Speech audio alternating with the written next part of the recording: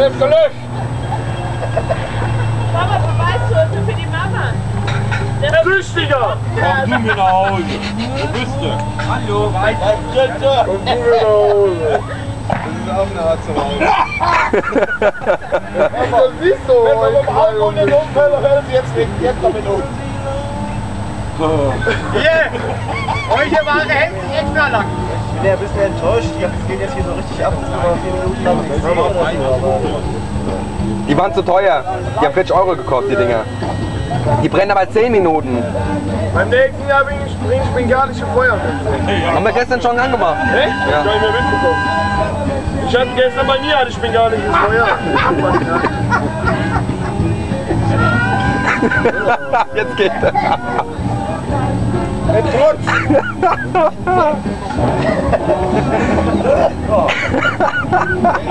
Aber ich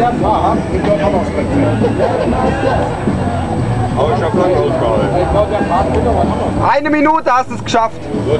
Was ist der Rekord? 2.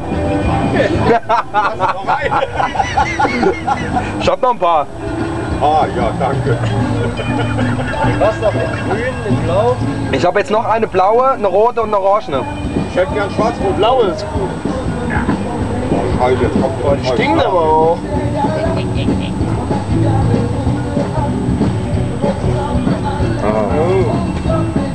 Das stinkt aber auch wie Sau. Ach, merkst du das auch? Ja, aber wenn du mal jetzt so rumguckst, es ist überall Nebel.